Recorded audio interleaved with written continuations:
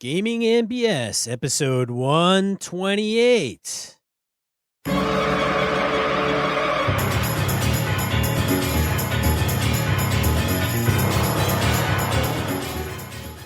Welcome to Gaming and BS, a tabletop RPG podcast. I'm one of your hosts, Sean. And I'm Brett. Welcome to the show, folks. Glad to have you with us once again. And if you're new, hey, glad to have you here. Hope you like what you hear. And if you don't, sorry. Brett, you're so pleasant.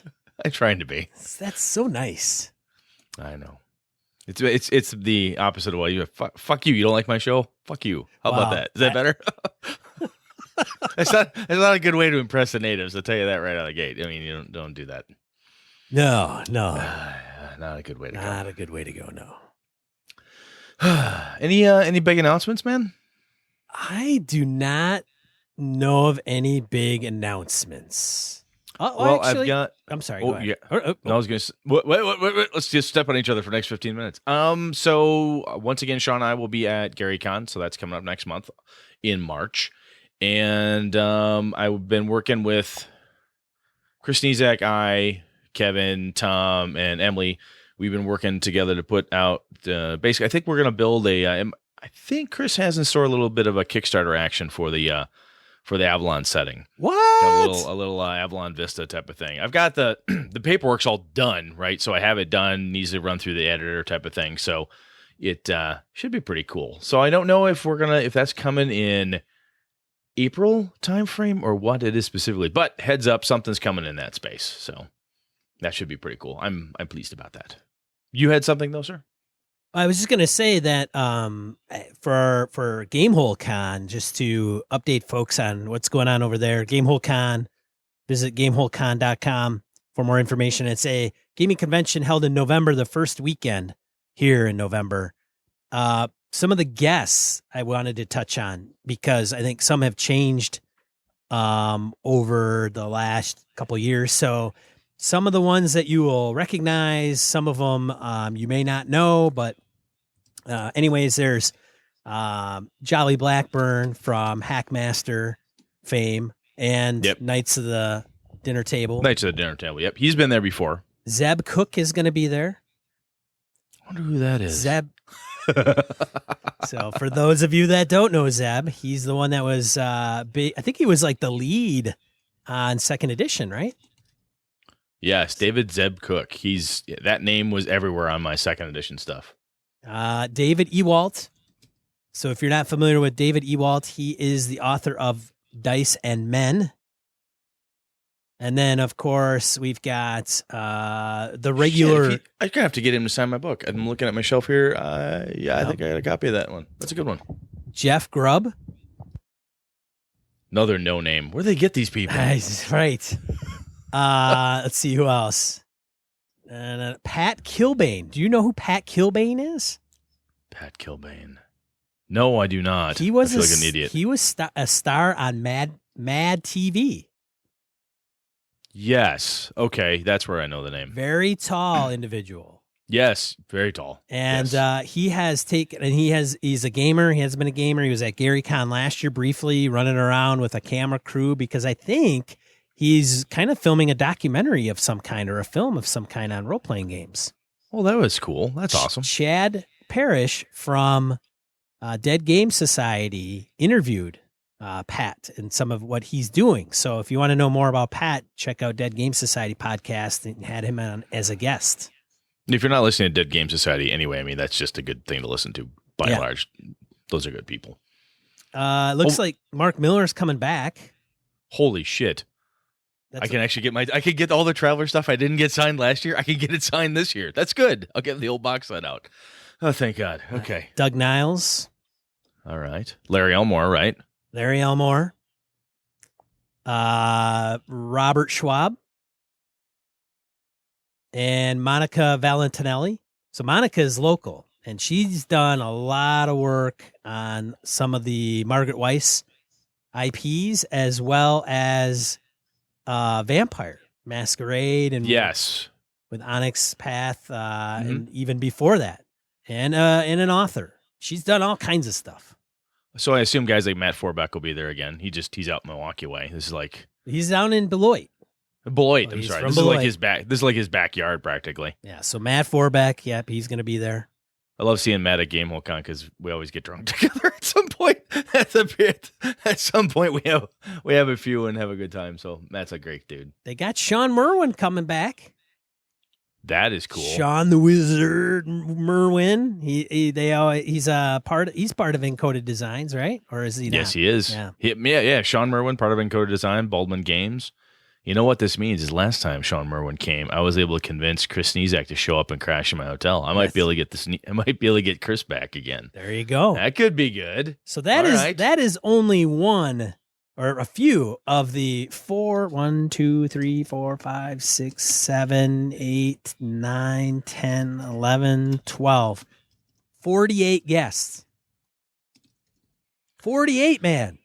As Alex, I'll tell you, after running a much smaller budgeted convention of EverCon, we had a handful, which was a handful to deal with. And we were very fortunate that it wasn't very expensive for us, and we don't have quite the budget and stuff, and people were very kind. But I tell you, man, Alex and the boys, they have no respect for their pocketbook. I don't think that yeah.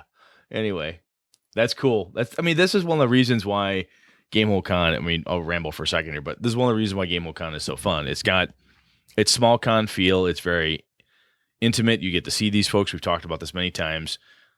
Just nothing but gaming. Oh, yeah, and there's special guests roaming the halls, and it's not that big a building. You're going to bump into these folks. If you're there and you really want to see Matt Forbeck and get him to sign something, you'll see Matt Forbeck. You'll be around all con. Same with Ed Greenwood shows up every year. He's going to be there, unless health or something with his wife perhaps might keep him away. But otherwise, he's one of those people who's always at GameHole Con. It's just awesome. Yeah. So another thing that Brett failed to mention was that all the guests are required to run a game. Now, I don't know about the artists because they're in the artist alley, but a majority of the folks that are coming, Frank Metzner and everybody we mentioned, typically, I got to think that Monica's going to run a game because she's run games before. So, you're going to have the chance to play with all these folks. Yes, absolutely. Which is just awesome. And as Alex has told us before, he's had people, like Jen Page and other people like, well, what do you want me to run? He's like, run a board game, host a card game, whatever you want to do. Just give an opportunity for fans of you, fans of the convention to get there, sit down, and hang out with you for a few hours and just play a game and have fun. That's right. It's really cool. All right, that's all I have to say. So make sure you get your ass to GameHole Con. Register. Event registration, I think, is coming up in April. As we record this, it is February 17th. In the day of our Lord. I think that's about the most religious I'll get. On this show anyway. Oh, and just as a quick aside before we get into Random Encounter, Sean and I will be doing games under the Gaming NBS banner as we did last year. We're coordinating how we're going to work that with Alex, how much table space we'll have, what will be available, and we'll be reaching out to game masters we had last year, people who wanted to play but couldn't get in, or run, and couldn't get in. So we'll do our best to try to coordinate something again this next season. Yeah. All right, man. Let's get into Random Encounter. Do it. Random Encounter. Emails, voicemails, comments from social media, and folks that like to call BS on occasion. Go ahead. Oh, we have a voicemail. We do. The Henchman. Hi, Brett and Sean. It's the Goblin's Henchman here, ringing in again.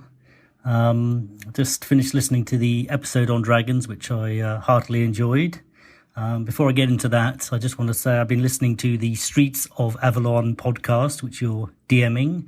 I've got up to episode 3 and have to say I've really enjoyed it. I think invariably when I've listened to actual play podcasts, being a cantankerous soul or something, I just find that I get irritated by somebody. There's a bombastic player or the DM does something ludicrous and gives a powerful item away and it just kind of destabilizes the whole game. Anyway, I think you did an excellent job and I highly recommend anyone else out there who is interested to tune in and have a listen. Top marks. And I have to ask spoiler alert, the thing about the cats, was that planned? Or is that was that something that was totally improvised? Just curious. I'm only on episode 3, so the thing with the cats hasn't fully developed if it's going anywhere, but I just slightly curious about that. And just quickly on the dragons, I think you guys have nailed it. I probably shouldn't even waffle on like I normally do about the episode, but I think you're right. I think dragons need their own mystique. They can't just be sort of straight out of the tin. Here you go, dragon fight, dead, we win, harumph. I think back in the day when I was running my AD&D campaign, I had my group, which were only about 4th level, stumble across this big heap of treasure in a cave, and they were all the group was sort of mentally counting the gold and mentally divvying up who's getting which magic item. When I said, oh, and by the way, in the middle of the horde on a platform, you see a 2-headed black dragon, and the sort of the WTF moment was quite extreme. I think the adrenaline just pumped straight away. They all did the double take, and then they had to decide what they were going to do about it. And the final thing I'd like to say about dragons is that there's an app called the Crawler's Companion, which you can download, certainly from the App Store. I'm assuming there's an Android equivalent, but it basically is a DCC app that has all sorts of generators on there. And one of those generators is a dragon generator. And I think DCC really do get their dragons right. They really are all unique. And it really produces really unusual combinations. So if you use that generator and you convert it over to your system, you'll definitely get a wild card dragon that your players can't possibly anticipate. A crystal dragon that breathes poison gas and has all sorts of unique powers. So I think that's a really nifty little app, even if you don't play DCC like myself. And finally, thanks for mentioning my collection of magic items that I have on my G Plus page. I think I'm up to about 12. I think they're all, interesting little ideas. I'm not pretending I've reinvented the wheel here, but, if anyone out there wants to check it out, then appreciate any comments you might have. Okay, cheers, fellas. And again, great show. Keep up the great work. Thanks a lot. Cheers. All right, so very cool. Harumph. I love the henchman. I love his perspective is awesome. So, Mr. Henchman, I will tell you right now that the cats were ad-libbed at the time. I was just talking to the players yesterday when we were doing a recording, and kind of doing some Q&A, and I said, the cats were like, oh, this seems like it'd be a fun thing to do, and for whatever reason, that image hit me, and I'm like, okay, cats it is. And they do expand. I think you'll find some more about it. And like a lot of things that I think many game masters, Sean and I included, you try to roll something out, and sometimes the players take it and run with it, and you can just develop the living hell out of it. And other times, it just goes only so far, and there's more yet to be plumbed out of that particular area. So I'm glad you like it. It's really, I really enjoyed doing the Streets of Avalon thing. So thank you for that. And of course, Sean, his dragon thing is really cool. I completely forgot about DCC and the Crawler Companion. I mean, if you're playing DCC and you're not using the Crawler Companion, go get that app. But yeah, DCC Dragon Builder, it's a really cool way to make your dragons fresh and new. That's a very good point. Yeah, the Crawler Companion, man, it's from our friend from Purple Sorcerer Purple Sorcerer Games. Exactly. That's right. Yes. Cool. And all right, so the Pure Mongrel updates us on getting experienced players to play a new game. In regards to feedback given on episode 127, yes, says the Mongrel, I was asking how to approach learning a new game as an experienced player. How should an experienced game master approach it? How should the player, beyond just keeping an open mind? Recently, our group tried Edge of the Empire after I read the beginner book. I was convinced my players would hate it. Weird dice, narrative dice results, etc. Apparently his players are just like me, Sean. Anyway, they absolutely loved it and are now building their own characters. They haven't jobbed theirs out like I did. Do you feel that if we had... I do feel if we had played using just the core book, it would not have been as good as an introduction. My bias for D6 Star Wars and Savage Worlds may have tainted the way I presented the rules. However, the way the beginner box adventure was laid out, it did a good job at introducing the rules at just the right pace. Fantasy Flight Games have done a great job on their beginner products. I've not picked up the box set for that. I was at one of my friendly local gaming stores in my hometown, Johnny C's, and he had like 3 of them on the shelf, but I was looking for something else and I wasn't particularly in the market to grab it, but I think I'm going to get it. I have heard nothing but good about that. Sean, you've also told me about that, how the beginner box set kind of, that first adventure does the thing that a good introductory adventure should do, is walks you through the various ways to use all of the mechanics, or at least the bulk of the core, through that adventure. It does. It comes with pre-generated characters, and the way it's done is like you have the characters. It's like a folio. It's like, 3 pages, and outlines the front page. Well, you open it up, and then there's the main character sheet, and it's got breakout in the margins for dice and symbols, I think, and if I remember correctly, and then the character sheet and some of the highlights of the character sheet and what it means. And then literally it says, don't turn it over until you get to a certain point. And then you turn it over, you flip the page, and then it's supposed to be after you completed X, Y, and Z of the adventure, which means that you're kind of leveling up. You get XP, and then it tells you how to allocate that and to where, and how that changes some things. But it also talks about like the game master. So it's like, game master, read this manual first. And then once you're done reading this, then you can start reading this. And it's very step by step. So it's not, and it's not insulting either, right?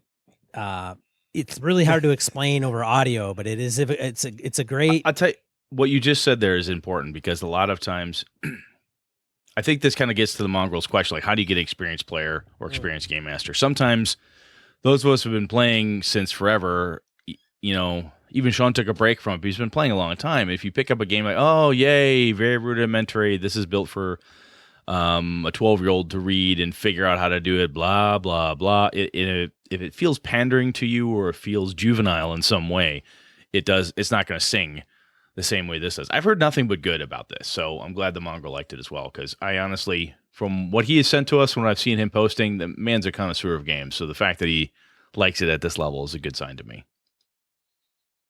All right, moving on. VC emails us about dragons. Hello, my friends. I have not written in for a while and figured it was about time to share in the BS. Dragons in games, where to begin? ... Sound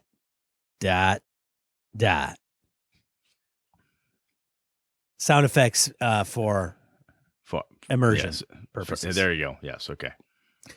Dragons in games are a creature that I have not really used in my games. When I first started DMing, I thought through. Oh my God, VC, you're killing me. DMing. When I first started DMing, I threw some red wormlings into a mass free-for-all fight that my players were just happy to escape from and didn't question their presence.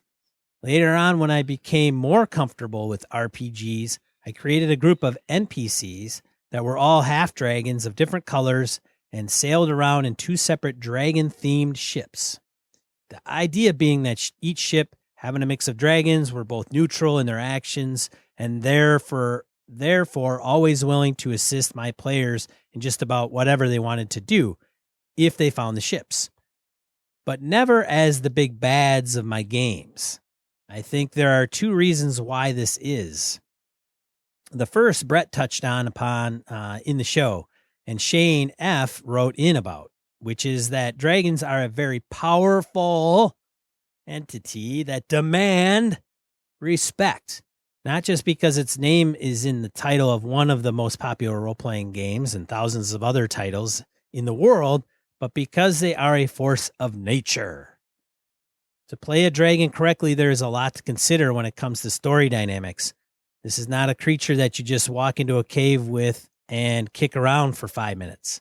These creatures are set up for the long game, meaning they are prepared for everything.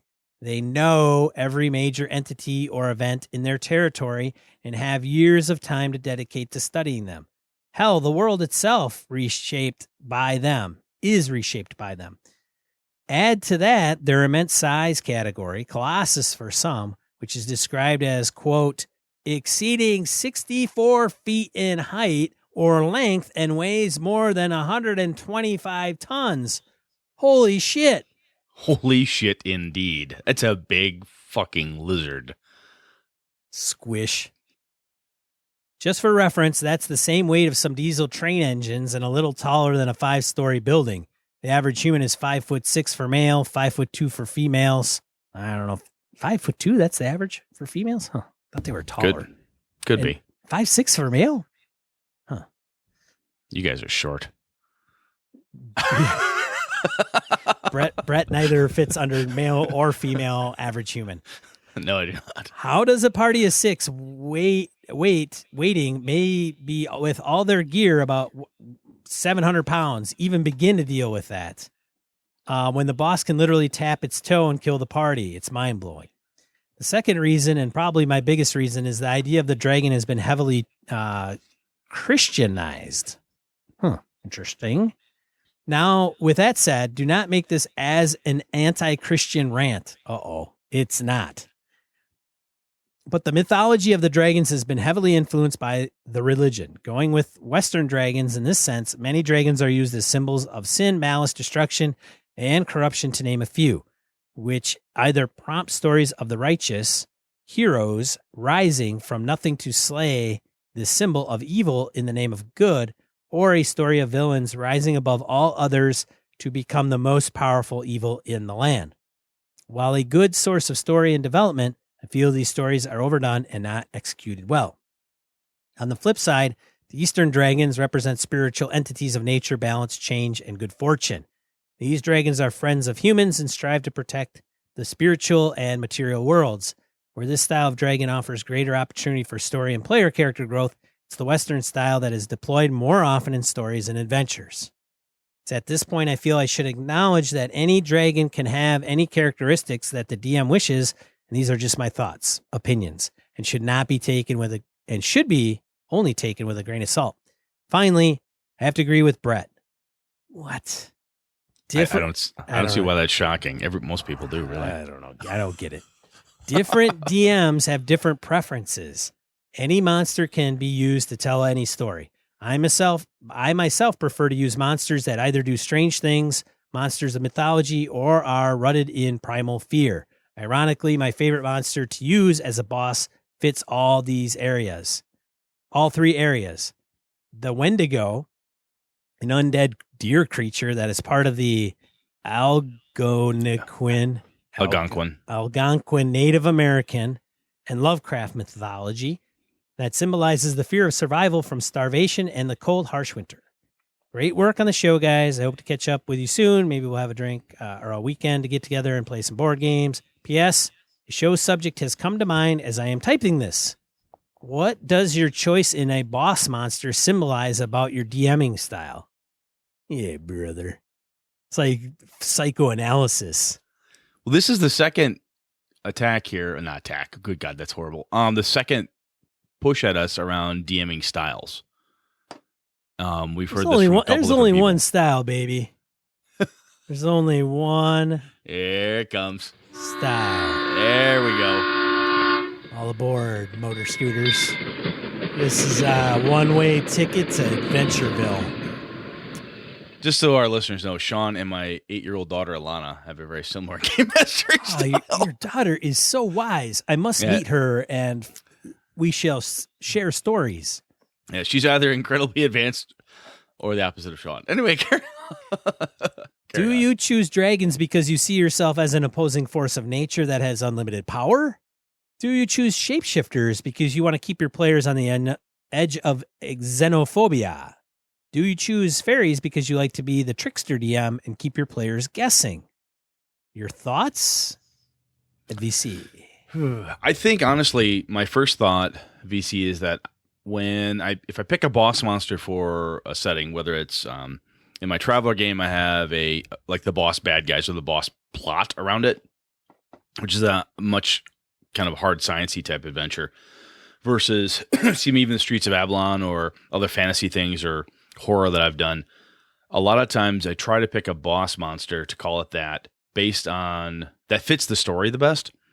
So if I was doing something about some bizarre psychological horror thing where text itself caused people to have visions, well, the King in Yellow from Chambers just comes right to mind. And I'm like, okay, the King in Yellow is the right bad guy to have here. We'll do that. However, I think even, despite Sean and my giggle about, psychoanalysis based on the boss monster, I think there's something to be said for that. I have had game masters over the years that, oh, guess what? At the end of this adventure, I'm pretty sure there'll be a beholder somewhere. Oh, what do you mean? Oh, just saying. You like beholders, dude. They're always there. Every adventure, there's a beholder. So what you're trying to say is that we have players that like to play the same character, like my buddy Jeff. Well, game masters that like to play the same character, and then players. Then say GM, and it applies to the GM as well. It may. Okay. All right, good stuff, VC, man. And VC's not that far from us. I think he's down Chicago way, Illinois-ish. Illinois. Yeah, that's not that far for us. We can hop on a bike this summer and cruise down there. Illinois. Illinois. Right. All right. That makes it French. It sounds cooler. Oh, Michael Parker so posed the question. Suave over here. So swavy, yes. Swavy. Yeah. Michael Parker, next up here. He posed a question to us on G+. Props. I'm running my first modern game ever, Savage Worlds, The Thin Blue Line, and I didn't realize... Yes, good stuff. He goes on to say, I didn't realize until I started designing the campaign how many cool options there are for props. One of my favorites so far is creating Facebook profiles for NPCs and persons of interest. Being a police/detective setting, there is a heavy focus on investigation. Even more important, one of my players is a cyberpath, which gives all sorts of options for hacking, etc. The Facebook pages have clues on them, and they should hack in the account. And should they hack into the accounts, there are further clues in private messages. What are some of the more unique props and game tools you've employed in your modern games? Michael, I never thought about that. Have basically doing what a lot of trolls do, and just create a couple fake Facebook accounts, a few fake G+ accounts. I did a thing with I created some. At one point, I had some fake Gmail accounts. This is before G+, and I sent. Sean's looking at me like, "What? You've done everything?" Is that the face? So we don't get sued or encourage this. It's probably against the terms and conditions of those particular platforms to set up an account that isn't actually real. Just saying. Well, I just. So, hey, I mean, I don't think the Facebook police are going to come and arrest you, but I'm just for the sake of the podcast and to keep the lawyers off my ass. That's true. There you go. All right, fair enough. But anyways, as you were saying, I think there's some cool stuff around. Like I said, I've had I set up an email account on G+ that I specifically used for a certain game in order to email players and stuff, which was kind of fun. And I did that for a while. The problem I had with it, and the problem that I have, I think, and Sean and I talked about this a little bit with props. It might be worth revisiting because it's been, 100 episodes since we talked about props. But the keeping up with it, it can be a lot of legwork, right? So if I have Facebook pages and I want this stuff and so on and so forth, I don't have a good mechanism unless I do all the setup work ahead of time and then the players just discover the things that I've already built. Maybe that would work. But keeping the props, keeping that virtual prop, if you will, a Facebook page, for example, updated regularly or constantly or some variation on that theme is a lot of work. And I for one, I run out of time. And then when I run out of time, then it becomes useless and it becomes something that the players don't dig into. But, man, that is a lot of work, dude. It can be. Setting Absolutely. up all those Facebook profiles. I mean, if you just set them up and you kind of drop stuff on each one, which is great, but I would definitely get LastPass so you can log in and log out of each one of those relatively quickly. Yes. But man, to make it robust or something, or even more realistic. I mean, you're gonna have to put photos in there, maybe of what, I don't know. It can be a lot of work. The question, though, that he asks is what are more unique tools or props that we've used in modern games? I'm going to have to think about it because apart from that one email setup I did and so on, I have been the recipient of props from my buddy Lenny, who's my group's prop master. He's really, really good at this. But generally speaking, I don't use a lot of props because it's work because I improv so much when I game master. it's very difficult for me to say, oh, I happen to have, this book falls on your lap, the Vermis Mysterious. I don't have a prop of the Vermis Mysterious because it just came to me and I threw it out at the game session. So I'm like, oh, that would have made a really good prop had I fucking planned anything for this adventure. I should have had that book with me. So I don't do a lot of that. Sean, do you do anything? You don't bring any rifles or guns and set them on the table, Brett? Well, just in like threat mode. I mean, that's that's not a prop. That's not a prop. That's not for the game. Well, it's for the game, but that's more of like me looking at you saying, just tap tap tap. When you're hemming and hawing, you're not quite sure what to do. Just reach over, tap on it. Brett still thinks he can shoot through a video camera. But the effect is there. Let me tell you, I got it, man. It makes me move, even if I know the bullet can't hit me. It's there. I do know where you live. You do. I gotta freaking move.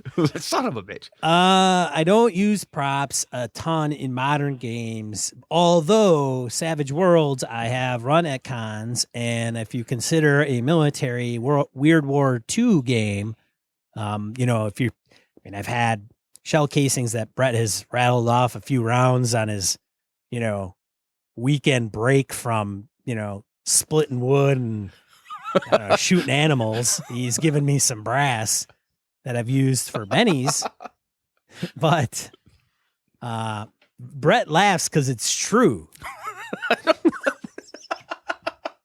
A little. Anyways, but so not a ton, even though like I mentioned this episodes ago, and that somebody actually wrote in on and asked about the Forget About It game that I mentioned. And it was David K. I won't say David's last name, but Forget About It is from Just Your Imagination, and it's on drive-through, David, and it's got a weird, wacky. Actually, you spelled it almost correctly, but it's a one-shot. It's not a game. It's a Savage Worlds one-shot. Anyways, in that game, I've told Brett, like, I want to get a steering wheel so that when somebody's driving the Cadillac, who's driving? Me. All right, here you go. And they gotta hang on to the steering wheel. I want to put like an old radio on the table on the table and hook that up to an MP3 player that just plays like 1969 or earlier songs so that when they get bored of a tune, they just hit it. And then maybe it's the DJ that comes on, so then maybe it's miniatures that comes into play. Maybe it's fedoras where everybody's wearing a fedora and some wacky suit and tie. Even if it's not a con game, just the one shots, I guess you're right, because the one I have a John Wick's Adventure Digging for a Dead God, which is one of his King in Yellow series for Call of Cthulhu. And there's a soundtrack for that. I always play the soundtrack with it because it's perfect. It's designed specifically for the game. I put it on my MP3 player. I play it at the session. It just works. It's beautiful. I take my cues off it. It's just awesome. One shots like that are much easier for me to pre-gen maps, pre-gen, because I'm like, oh, it's a box that's 2 to 4 hours long or whatever it is. And these are the things that I'm pretty sure could probably come up or that I could force to come up if I want to, make it happen type of thing. So it'd be interesting to see what other listeners are doing, right? Are other people doing unique props and different tools? Because I hadn't even thought about the social media aspect of it, but is anybody else doing that? Breaking Facebook policy, or so we can get you written down. No, but if anybody else has a cool way that I know there's web designers out there, the people that John Arcadian working with Money Cook Games, for Invisible Sun, all the different stuff that was done for that. I know that type of thing, that level of immersion is out there, and I'm wondering if other people have either done it themselves or had experiences with it. That could be pretty cool. So now this is not really, it's kind of on the border of props, but if you want a game that kind of immerses that View Scream by Raphael Chandler, I believe, is a game where you kind of play on Google Hangouts and there's overlays and you play a crew of a ship and your communication between each other is through this kind of intercom system that's video. So, you're like the engineer and you're like, oh my God, I think they're coming to get me. The engines are down, blah, blah, blah. And you're playing it through Google Plus. So that is an immersive piece of the game.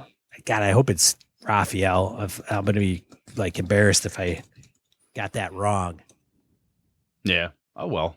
It's not the first time we've been embarrassed. True All right. that. So next up is, next one's yours, sir. Charles White. Charles White from Fabled Environments sent us a message. And I've heard Charles, he actually pitched this, so it's interesting. I just listened to both urban adventuring episodes, and I am a huge fan of urban games. One of the most enjoyable campaigns that I played in for a short while revolved around a party that owned a bar. This was a great vehicle to bring the group together or allow them to break off and do their own thing. The bar actually had a secret entrance to the sewers that the thief used to sneak off to the Thieves Guild when needed. The campaign that I would love to run involves a large city built on top of the ruins of a large city that few people even know exist. The campaign will begin with some horrors bubbling up and move toward the party discovering the city with its new tech and new dangers. I know that between the two of you that you had a love of Shadowrun and urban gaming. I was wondering if you'd like a review copy of our newest release for Savage Worlds, which is Olympus Incorporated. And I know that Charles has been on a podcast here or there, and he's talked about Olympus Incorporated. It was a Kickstarter, so I got to imagine that it went well, and he's got it now. The quick pitch is modern-day demigods and mythical creatures battle in the shadows. Olympus Incorporated combines the cyberpunk genre with modern espionage and urban fantasy. Thanks for a great podcast, Charles. And I've listened to Charles kind of pitch this on one of the Savage Worlds shows. I don't think it was one. I don't think it was like the Savage Blogger guys. Well, it could be Christian in them, but I know that he's been on a couple, and it was an intriguing setting. For sure. If you like cyberpunk, you got to check that out. Thanks, Charles, for writing in, by the way. Yeah, absolutely. No, that sounds really cool. The cool part that Shadowrun has for me is it has the touches of the fantasy, because I like my sci-fi to a point, but I'm more of a fantasy guy than I am a sci-fi guy. And having having the demigods and mythical creatures and so on, that has that whole Shadowrun vibe to it. So That definitely kicks all the right interest bits for me, Charles. So that sounds really cool. I'm going to have to definitely look into that. Thank you, sir. And I was right with Raphael Chandler. Oh, good. Yeah. All right. So, yeah. Well, I guess anything else, Brett? No, man, I'm about to say that was some really good listener feedback, but damn it, man, we always have good listener feedback, and I'm not shitting. I mean, we really do. These guys, Parker, VC, Goblin, Henchman, all these guys. I mean, it's just good. It's just really good stuff. We've always had good people writing in. So thank you all very much. Yeah. So for everybody that tunes in just for that, well, hey, this has been I'm your host, Sean. And I'm Brett. Good night. Good game and all. Let's get on to the main topic for those that want to keep going.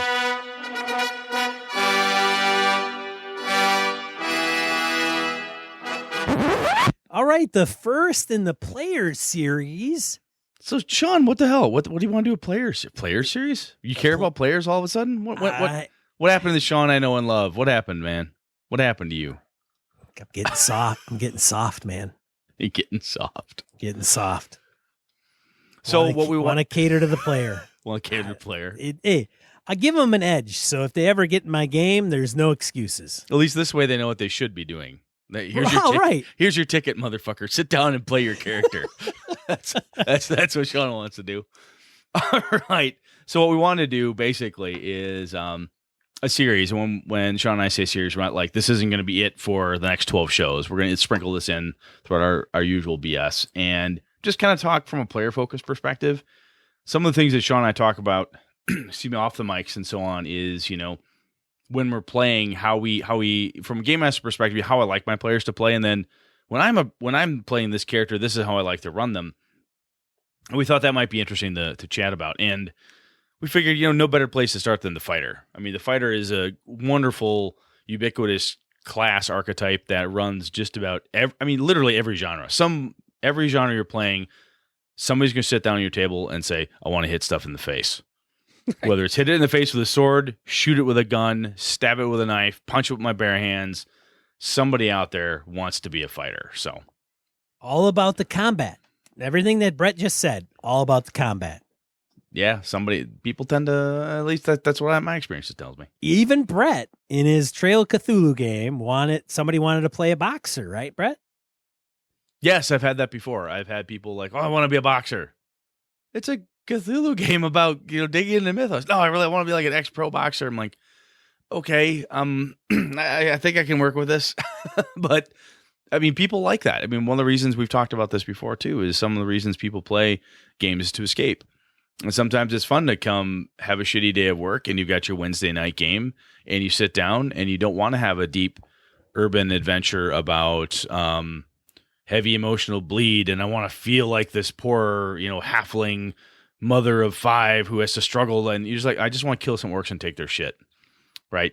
And it's not that in the risk here is, of course, and we'll hopefully get into this, but your fighter can lean so heavily into that archetype or that stereotype, better phrase, that they become a one-trick pony. So let's dig into it, man. Sean, I'm going to tell everybody right now, Sean did the show notes for this, and you can tell when Sean does show notes because they're actually notes. So this is pretty good. I don't know. Brett's notes are more like theoretical concepts of notes. They're notes in theory. They have their words. They're on paper and they're in some sort of order. Yeah. You ready? Ready? Yeah. Kick it off, brother. All right. So most of what we're going to talk about and reference really comes down to the fantasy role-playing game. Okay. So read D&D, whatever version, Pathfinder, basic role-playing game a little bit because they're more percentage-based, GURPS. And when we say about those systems, they may differ because some of them are class-less systems. But typically, even in classless systems, you're going to get somebody that just kind of builds a character around punching, fighting, and just simply kicking ass, right? The player sits down and says, Brett says, hey, what do you want to play, Sean? And I go, hey, I want to punch people in the face. I want to swing the sword. I want to just kick ass, period. I'll tell you the other strength of the fighter. I just ran that 5e game for one of my EverCon partners, Chris. She's gamed very rarely. She plays a lot of board games, card games, but RPGs has not been a sweet spot for her. And we had a bunch of pre-gen characters. She's like, what do you think? I said, Chris, I referenced a news article I read in a Milwaukee newspaper back in Gen Con like 90 or 91 or something like that. And the author went through and says, how do you get into it? It was like a short little box, like within this larger article about gaming. And he said, play a fighter type character. You sit down at a game you've never played before, look the game master in the eye and say, I'd like to play a fighter type character. And the author of this article was like, other people look at you, no, what you want to do is play a magic user or a cleric, or you want to be a net runner, or you want to be the celestial goddess of blah. And all the wise players will look at you, nod and smile like, yes, this person wants to learn. Because the fighter is this beautiful place to start from. If you've never played a role-playing game before, if you have somebody who sits down at your table and says, I've never really played before, you're going to play D&D, to use that as an example. I don't know, what's a good character? I don't even know what to do. Give them a fighter. There's nothing wrong with a fighter. The fighter, they're in the action. They have a ton of hit points. Again, using D&D parlance, there's lots of hit points. They got a high armor class. They can do a lot of damage. They get to do a whole bunch of cool shit in the most stressful situations. That new player may not understand the wonderful nuances of a skill check that the rest of us are totally grooving on. Like, oh my God, that was awesome. You picked that lock. Oh, that lock was so difficult to pick. They don't give a fuck about that. That's not empirical evidence to their brain. They killed 5 goblins so that the thief could pick the lock. That's awesome. The fighter has a lot of power in that space, especially for new players, in my opinion. So, Brett. Yes. I explained to you kind of the inspiration of this show, this episode specifically, Fightor, right? Yes, Fightor. He is, I believe Fightor is, he's an orphan. His parents were killed in an orc raid. He's from Fightorland. He hates orcs. Right. He's angsty. He's angsty, yes. Right. Full of he angst. He has such what do I want to say? Flaws as must kill all enemies until dead. Seeks vengeance at all costs. These are flaws that such a character would have. Fury, maybe can't control themselves. Yeah, once uncontrollable, uncontrollable fury. Not a barbarian fury, but just a different type of fury. Right. Now, that's a good point, too. So now what we're talking about is not ranger, not paladin, not barbarian, not cavalier, none of those subclasses, but strictly kind of fighter. Typical, like Brett said, men at arms, women at arms. Now, Brett. Yes. You touched on it a little bit. The strengths, or why would somebody want to play a fighter? Well, I'll tell you, so Emily is setting up a new game. When Streets of Avalon is done recording, we're going to do some other stuff, and Emily's going to game master. And she's got this wonderful world of Auntie, and we're learning what it's about. And so we had a little session 0 last night. Hey, let me know when that happens, and I want to subscribe. Yeah, because that's nice. Prick. Hey, Brett, when are you not talking? Good, I'll listen to that one. Anyway, Brett's at the DM helm. I hate that guy. I've been there, done that. Click. How come he treats them so much nicer? So one of the reasons that I like playing fighters and that I want to play a fighter in this game is for kind of what I just mentioned. Is I want something that's very simple to play. When I'm a player, I like at this point. I didn't want to, after coming off of Streets of Avalon as a game master, I had a lot to juggle and think about. I want something pretty simple, pretty straightforward. Well, it's right there. What is simple, Brett? I don't understand. What is simple? I don't understand. Isn't everything simple in RPGs? So allow me to illuminate you, sir. Few subsystems, right? I don't have to deal with a lot of magical spells, components. There's not a lot of thieving skills. I don't have to worry about turning undead. I don't have to worry about that stuff. My job as the fighter is, punch stuff in the face, keep everybody else alive. My job is to be the person who holds the line while the weaker people in combat get non-combat-y stuff done or flee or whatever. And I'm totally fine outside of combat as the player of the fighter saying, you know what, I'll take a back seat. Let the bard or the mage or the cleric or whomever else schmooze and talk through the noble's court or whatever. I'll just hang back here looking uncomfortable in my dress uniform. The abilities, your strength, your con, your dex, and so forth, looking at that stuff, it's all physical is pretty much what you're looking at. Yes, you could be a smart fighter and you don't want to be stupid. And you prefer to have some level of wisdom, but as long as your wisdom, your charisma, and your intelligence are in the average ranges, you're fine. You want your strength, con, and dex in that order to be decent. If you're using a system with feats or special fighter moves, they're all, in my opinion, very easy to understand. Cleave, fucking cleave shit. Great cleave, greatly cleave stuff. Well, what does cleave mean, though, Brett, in most systems? In most systems means that I cut through the first guy and I move on to the second guy with a free attack. I mean, that's just awesome. You get to do that as part of the rules. Get to kill somebody and then you get to kill another person. Exactly. That's not always the case. Not always the case, no. No, right. But if you have that feat or something, you could do that. Yep.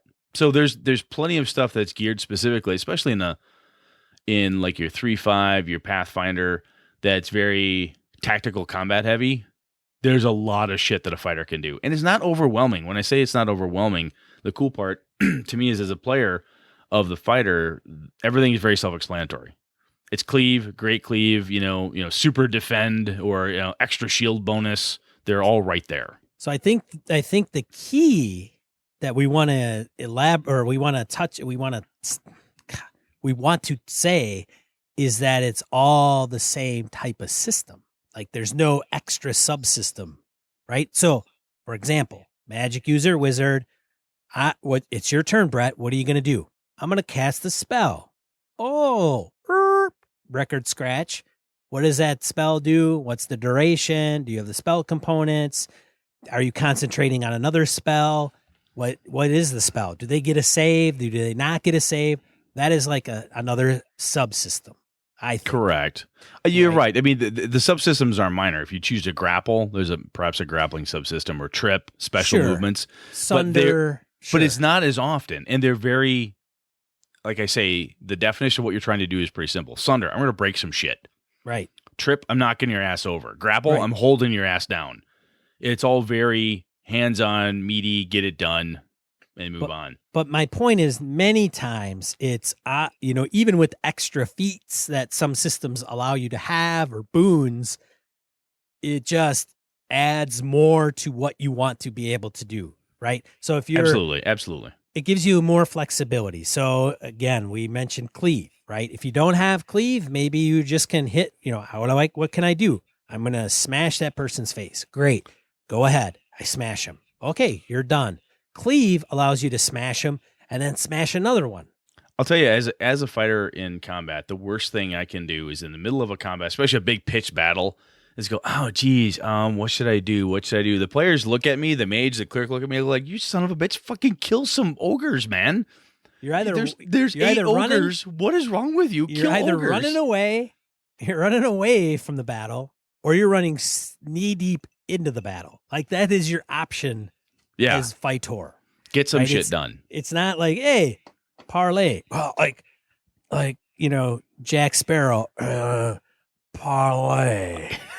That's not going to happen as a Fightor. Now, if you want to Sean's point, right, Fightor doesn't do that. There are twists on a fighter. You can always make a fighter who's got great parlay, great whatever. But we're just talking for the basics of it. And again, not in my goddamn Sean's games. game. No way. Let's cut that right. Yeah. The other thing that's fun, like I say, fantasy games, especially your D&Ds, your Pathfinders, and so forth, they're tactical. They're combat heavy. And any game that's combat heavy, the fighter has a wonderful opportunity to shine most times. As somebody who likes regular Spotlight, isn't really huge on, look, I like Spotlight so I can do stuff. I don't necessarily want to be the talky person today. I do that for a living. I just want to sit here and have some cool Spotlight because I killed 5 ogres when the rest of you, it took 5 of you to kill 1 ogre. I killed 4. Look at that. Because I'm Fightor, man. I fucking kick ass. I've got the hit points. I got the armor class. I have all that stuff. A lot of the other cool thing about fighters for me when I played a lot was the magic swords, the magic armor, the magic shields, all the magic weapons. Those things they're out there all the time. You have the largest array of weapons and equipment from a combat perspective that anybody else can use. I know some people have bemoaned the fighter, saying that it's not as good as a paladin, or ranger's a little bit better. For an all around, take a beating all day long and dish out twice the beating that you got, the fighter's the character to play. And the personality twists and all that stuff you can add to them, that, hey, they're good at parlaying. Oh, they play a musical instrument. Oh, they're worried that they have a lost love or whatever. You can add that stuff to them. But at their core, the fighter is a badass mother, and they're there to kick ass and chew bubblegum. And guess what? They're all out of bubblegum. That's how this works. And the other thing I really like about fighters when I see players do it is that the women I've played with, the young girls and the high school age kids, my daughter Ilana, my wife loves playing fighters because she loves to beat the living shit out of stuff, which I think is probably Brett's good. Biggest fan is that aggressive. Give me a break. Well, no way. At the gaming table, but not at, which probably saves my ass, which is nice. But it's a great level set because it's almost that paragon of a thing that's not you, right? No matter whatever it is you are during life, you could be that fighter. You can be that female fighter with 1800 strength, to go back to the first ed, right? You could be that female fighter with 18, oh my God, strength that can bench press a giant, and you can beat the shit out of Demogorgon. You could be that person. And it's really cool. Talk about heroic. I mean, talk about like doing big heroic daring do. That's the fighter, man. So before we get a bunch of emails, females cannot get 1800. That's true. In first ed, you had gender limitations. This is not our view. It's just how first edition was written, right or wrong. Correct. Usually wrong. Yeah. I know people are like, well, no, that's not true because they were limited. Yes, they were. Whether they should be or not is a whole nother topic. But I'll tell you, anyways, the beautiful part about the fighter, the strength of it, is that they're going to be in the thick of things when it goes bad. Yes. When anything goes bad, the fighter's there to save your bacon. And I know we said fantasy focus, but take that to a military game. He or she isn't the medic. This is the heavy gunner. This is the guy who let old Painless out of the bag, right? I mean, that's Painless. that's Jesse Ventura from the Predator movie. That's I ain't got time to bleed. Exactly. That's the badass son of a bitch who's there, and I can't remember the they're the two heavy gunners in the Aliens movie, the second Aliens movie. I can't remember her name. Not I love Hutchins. her. Hutchins. Not what's his name? I can't remember. She was a very Hey small, man, they're coming, man. They're coming for us, man. That's- You're all gonna die.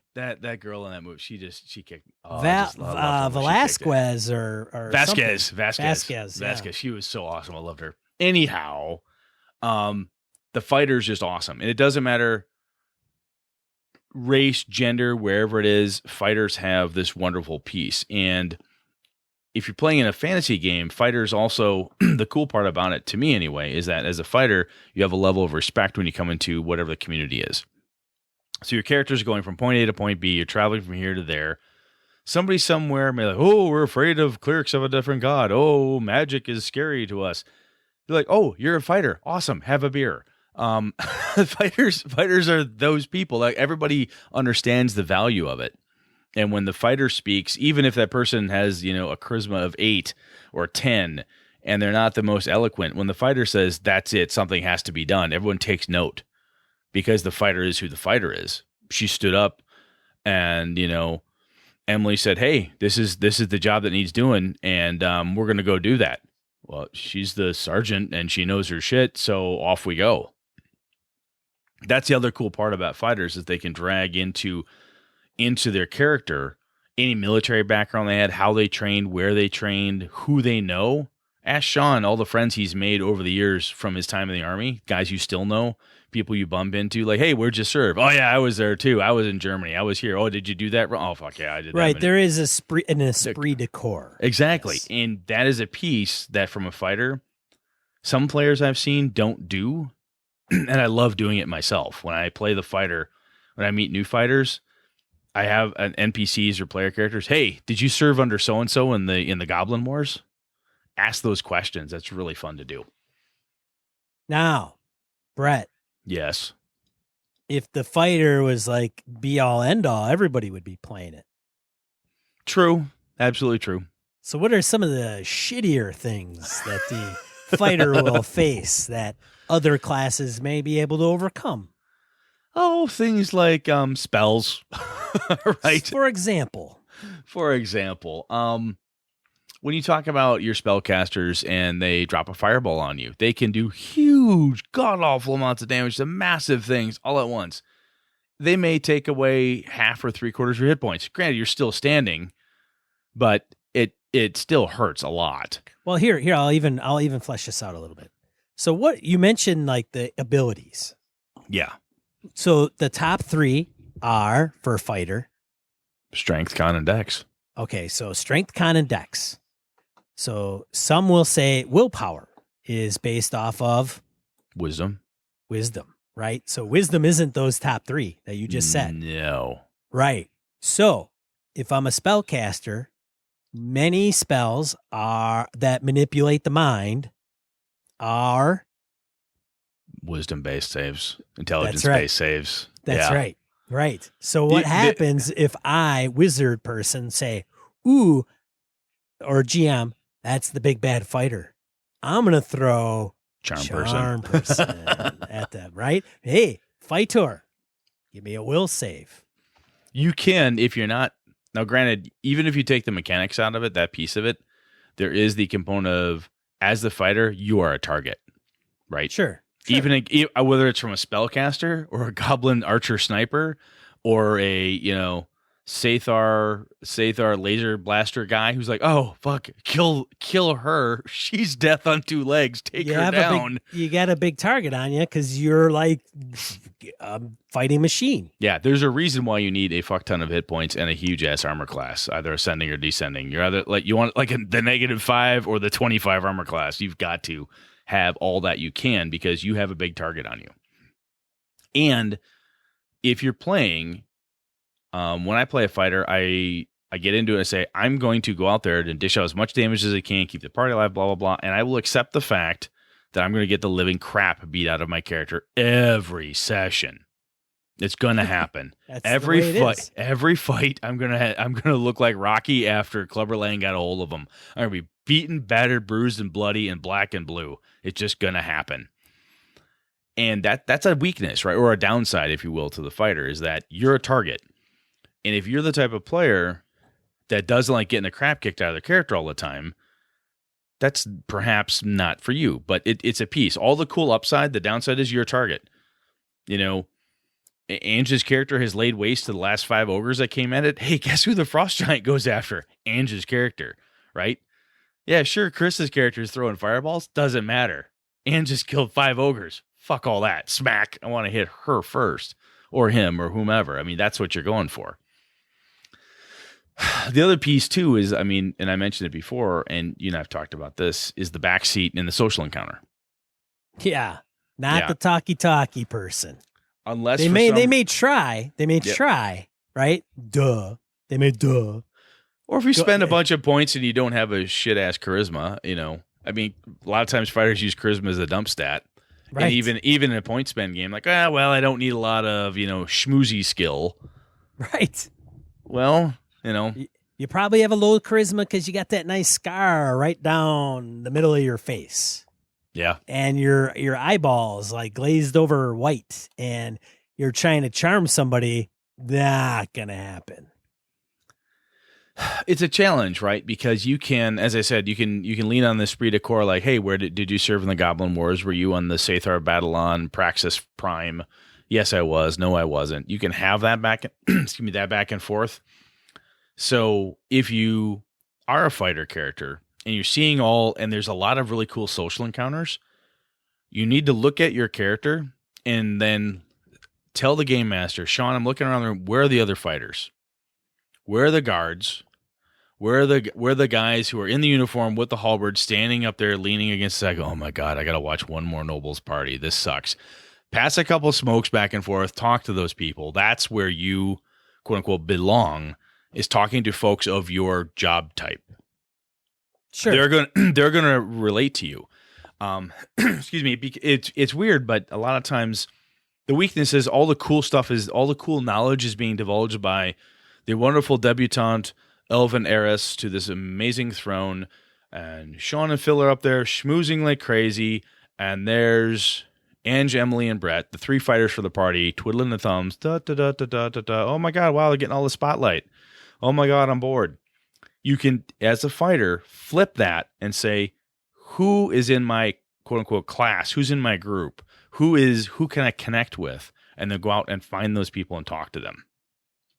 It may be a split-second encounter with you and the town guardsman where you swap smokes or hand the guy a drink off your hip flask. But that's how you do social encounters in those environments. You're not going to have the social encounter spotlight. You're not going to be the one that pulls all the really kick-ass knowledge together. That's not you. Libraries are for nerds. Wizard nerds. Damn wizard nerds. Wizard. So whenever somebody's playing a wizard and you're playing a fighter, you can call them a nerd. Yeah, that goes. And then they'll charm your ass and until they're about until they hit hazard class, which is usually about 5th level. So don't fucking do that. So Brett, what are the top, say, 5 things that you would do if you were playing fighter, or you're a game master talking to a new person and you said, look, here are the 5 things that you really, as a person, should know about your character playing a fighter. Here's how you roll the hit stuff with your primary weapon. Here's how much damage your primary weapon does. Here's your armor class. This is how hard it is to hit you, because I'm going to ask you what your AC is on a regular basis. And hit points, that tells you if you're alive or dead. And here's how you find out. Here's how long you can last. If you're playing an old school game that somebody says, hey, 0 means dead, you need to know that, because, as I said before, you got a target on your back or you get your ass kicked. And if you can go to -10 or negative con or whatever it is, understand how hard it is to kill me rules. And understand how initiative functions, and understand how the combat initiative cycle works. If you're using initiative, excuse me, know how do you roll for initiative? How do you get engaged in the combat? How do I start a fight? How do I keep a fight going? How do I end the goddamn fight? Those are the pieces. So you roll initiative. Correct. And I look at you, Brett. You're new. You're Fightor. I say, Brett, what do you do? Yep. For initiative. Nope. It's your initiative. You're up, Brett. Yeah. You're a fighter. You're playing a fighter. Depending what the combat is, I'm like, okay, where's the nearest bad guy? Right. You got a couple goblins out to your 15 feet in front of you. You got somebody else 30 feet behind them. What Is do you that do? like, is the guy behind him the main bad guy? Potentially, you're not sure. Fancy Not sure. robes, seems to like swirling lights around him. All right, I'm going to Seems to have engage. his I'm going eyes to closed. engage the goblins right out of the gate. I want Right. to get those guys busy and start cutting a swath towards the spellcaster in the back, so that way the thief or somebody else can get around because I've got all the goblins busy. Those guys can go do the glory work. I'm going to keep the underlings pinned So down. you're gonna move up and smash the goblins' faces. Yeah, charging right in there, and I want to lay waste. What weapon are you using? I'm going to use a two-handed sword. Two-handed sword. All right. Give me a. So you move up. You hit. Roll. Yep. All right. Yeah. You hit. Great. Here's my damage. All right. Super awesome, man.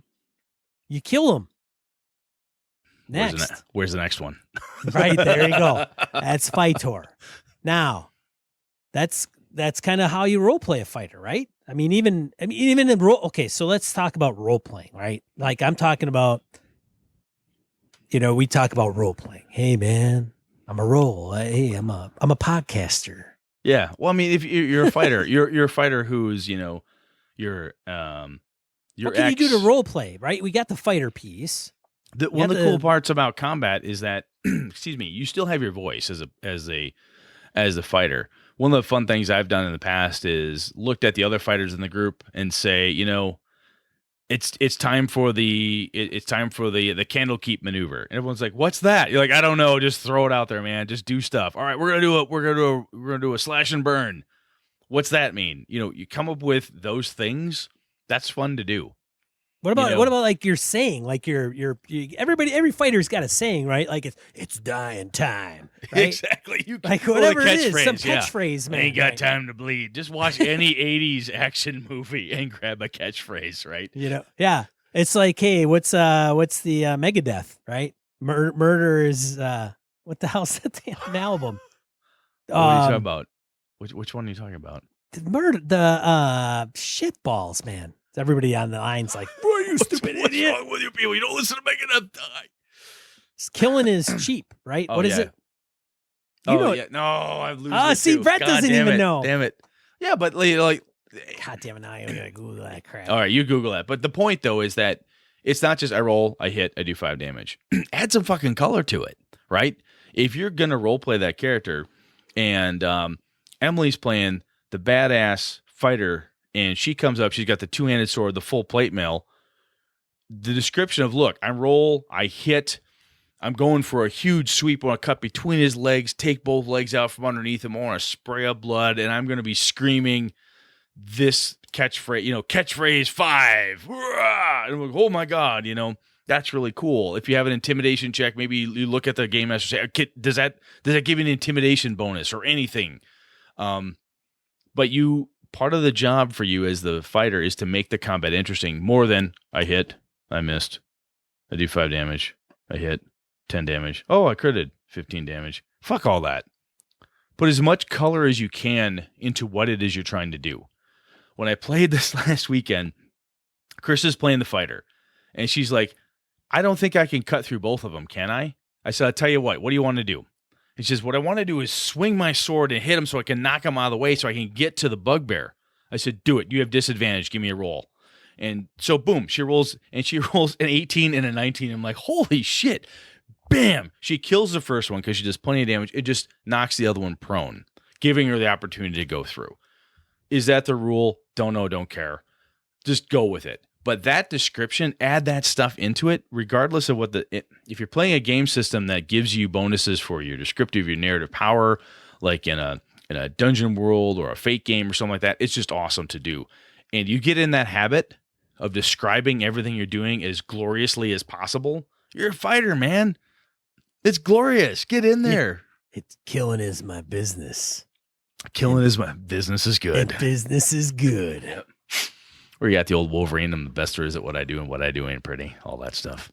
Right, man. That's absolutely right, man. Anybody that like just loves the kick ass, take some of those freaking sayings from movies and make them yours. Or come up with your own, whatever it takes. Right. I mean, that's again, those fighters are the fighters I remember as a game master, as a player with fighters who've done that. I'm like, oh, that's cool. Oh, that was fun. Inglorious Bastards, man. Yes. I want me some Nazi scalps. And so their role playing was, when they're done, man, they got to collect the bounty. What did George Patton say? We're gonna kill Nazis. We're gonna kill them by the bushel. We're gonna rip out their ever living guts and grease my tank treads with them. I mean, that's the stuff you should look at. I mean, when your fighter is up there and there's a small horde of goblins or a large horde of orcs or a big horde of giants, whatever level you're playing at, and the wizard's in the background, your fighter stands up there and screams, "Is that all you've got?" And he charges. She goes right in there and he takes out some kneecaps. He's got storm giants laying left and right. You should be instilling fear. And even if God help you, if you're playing by somebody who's not allowing you to role play and just is like, well, unless the dice tell you can do it, I feel bad for you. But get into that character and love it. Don't be that player. I did 10 damage.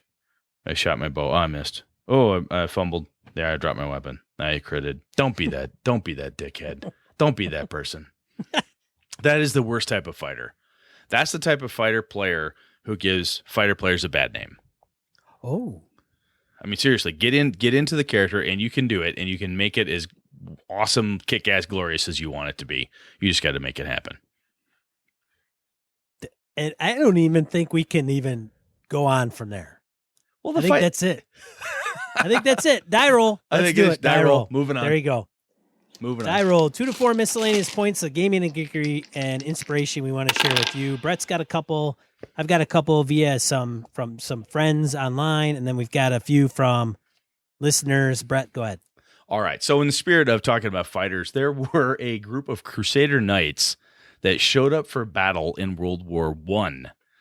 No shit. Hey, hail the Templars. Hail the Templars. There's a couple different people put this up there in Google Plus. I think it was Mike Hunt. Is he the guy that does all the gangbuster stuff? Mark. Is that Mark? Shit. Now Yes. I'm losing his name. I'm going to have to look that up while you go. It's Mark. Is it Mark? Okay. Yeah. But they're in this country of Georgia. There's this group of people that show. This article is awesome. These guys show up and, like, no shit, they're wearing chainmail. They have buckler shields, flintlock rifles, and fucking swords on their hips for World War I. This is just awesome. This group of knights. They're allegedly descended from medieval crusaders. Their armor wore crusader. The motif of them. It's just awesome. You talk about role playing the fighter. I mean, that's just fucking kick ass. The other piece. The record, Mark's going to be at GaryCon. That's right, he is. He's going to be running gangbusters. Oh, that. Yeah. If you're going to GaryCon, you can play with Mark on Gangbusters. You play with Mark on Gangbusters. That's what you do. I'm signed up for one of his games. Are you? Awesome. Yep. And the other piece, there's no such thing as a fighter who kills like the big bad guy and doesn't want a trophy. So WizKids has, I shit you not, a Mind Flayer head on a trophy plaque. I think they've also done like Red Dragons and stuff, but a Mind Flayer's head. I mean, that's just, if you've listened to Streets of Avalon, and I've said this before, Mind Flayers are some of my favorite bad guys. So if I have no idea how much this is, but this is really, really tempting. The Red Dragon was, I thought, like 80. Oh, it might have been like $300. I mean, it was not cheap, but Brett, I expect that to be on your wall, man. Those little deer antlers you got back, the little Bambi antlers back there. Oh, now it's on. I would expect Mind Flayer head, a dragon skull or something. Well, So the release date for this is May 2017, but I'll tell you, that sounds, anyway, just really cool. That's, again, if you're playing fighters, don't be afraid to take trophies. Teeth, ears, whatever it takes, man. You heard it from the fighter himself. Over to you, Sean, your turn. Ray Otis comments on Dragons episode. So thanks, Ray, for chiming in. We even appreciate you even listening to us. I thought Ray would have been like, yeah, those guys are a bunch of clowns, but thanks for mentioning my Dragons as Hoarders idea. So last episode, I mentioned how he came up on the Discern Realities Dungeon World podcast. He mentioned how his encounter in dragons would be really cool if they were just hoarders. And so he writes back to us. Thanks. It's going to be the theme of an upcoming issue of Plunder Grounds, which is what he did promote in that episode, which is his dungeon, My Dungeon World /OSR zine. Folks can check that out, the first issue, for free at his website, www.jellysaw. That's JELLY saw as in SAW.com. Or he's got a Patreon, patreon.com/Ray Otis, Ray OTUS. So thanks for another great show and for all the time you put into the cast. Show Ray some love. Go and even check it out. I mean, if you're like, yeah, I don't know if it's any good, check it out. And then when you know it, when you see it's good, chip in to his Patreon. Second one, for me, Eli Kurtz has some insight into how he handles session 0. Larry Hollis. Larry Hollis. So Larry was the guy on Twitter, the gentleman, who was like, hey, I need some ideas for session 0. And so Eli listened to us after we mentioned Larry's call for help and says, hey, here's my blog and this is how I've handled it. Hope it helps. So Larry already knows this. He's on Google Plus, and I called him into that, and he's like, he didn't even know we mentioned his name. So he's like, oh my God, did I miss a show? And so he hadn't caught up yet. And now he's like, oh, okay, yeah, I'll check that out. So I'll tell you, I've looked at this. I've looked at Eli's. It's a quick read, but I'll tell you what, there's nothing but gold in there. So give it a shot. Look at it. It's all good stuff. Is anything like Sean and I put out, or anybody else from a game master advice or player advice perspective, if you find one nugget, that's great. Take it and run with it. Turn it into whatever you want. But Eli's got some good stuff out there. So thank you, Eli. So from other listeners, Brett, you want to start? The Pure Mongrel, he tells us about a Judge Dredd RPG that's coming. Link in the show notes. I love me some Judge Dredd. I remember him back in the comic heydays of my late 80s, early 90s comic collecting. So that's really cool. I've had multiple listeners point this out to me. There was a Lego Dungeon Master set, ideas.lego.com, where they talk about Dungeon Master. It looks like a piece of God. My boy AJ and my daughter Alana love Legos like I did. They have all my old Legos from when I was a kid, and some of the fun things that AJ and I'll do is we'll set up like an entire above ground that goes into a dungeon. We eat up half of his bedroom floor setting up Lego dungeons. So this just looks really cool. What was this? You gonna keep going, man? No, I was gonna say these are yours, man. I don't know these. You take. I put those. I was gonna say I put the first two up. I think these are yours, man. You go. Chris Sneezak of Misdirected Mark, Encoded Designs, Down with D&D.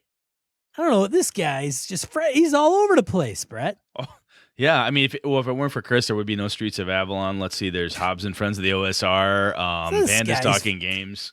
Out of freaking control, that guy. He points out the Tales of the Warrior Princess Kickstarter. So it's check that out. This is we're recording this February 17th. If you go through our back catalog and we're like a year down the road, this may be out there on the market and just go out and pick it up. But for those of you just listening in the immediate time frame, check out that Kickstarter. Chris thought it might be interesting that people be aware of it and know about it. I don't know if it's funded yet. I haven't pulled it up yet. I'm checking. They've got not funded yet. Not funded yet. They got 19 days left to go. This is one of those pieces that, as a father with a daughter who really loves gaming and so forth, this might be really cool. And honestly, the other thing that, to not put it into that pigeonhole, this is cool. There's really good stories to be told about warrior princesses, about warrior men, about warrior whatever. It's really cool. So take a look at it. It's a good thing. It's a good thing to see. And then the last one we have is Bedlam Hall, a macabre Victorian RPG Kickstarter, and Christopher Gray let us know about that. Now that is funded as of February 17th, 2017, our Lord. Yeah, and they've got 25 days left on that one. 25 days left. So if you didn't get in on the Kickstarter, that product is probably out there for you to take a look at and purchase, I hope. Some of the art reminds me of Edward Gorey. I like it. I like it. Or at least that approach. Listen to Brett. He's all artist over there. He goes to the galleries. I do. It's a thing. Hey, we want to thank, so that's it for Die Roll. Thanks for everybody submitting information to bring to everybody's attention and check out. Much appreciated. Also want to thank G-Sedge, G-S-E-D-G, for the kind review on iTunes. Thank you very much. Thank you very much. iTunes Thank you very much. iTunes reviews are awesome. Rankings in iTunes are great. I mean, if you like us, and Sean and I have talked about this before, it's great to be ranked really high in a podcast meeting like iTunes and so on. But when it really comes down to it, I mean, it sounds, as corny as it sounds, I would prefer that even if you don't do iTunes, you just tell your friends like, "Hey, I like these guys." That is much more important to Sean and I than the rankings. It's just awesome to have folks say, "Hey, I listen." We've had a couple people like, "Hey, I started listening to you because guys at my gaming table said this is cool." That's awesome. That has more heart to it. I think that's really, really cool. Again, iTunes reviews are great. Rankings are cool.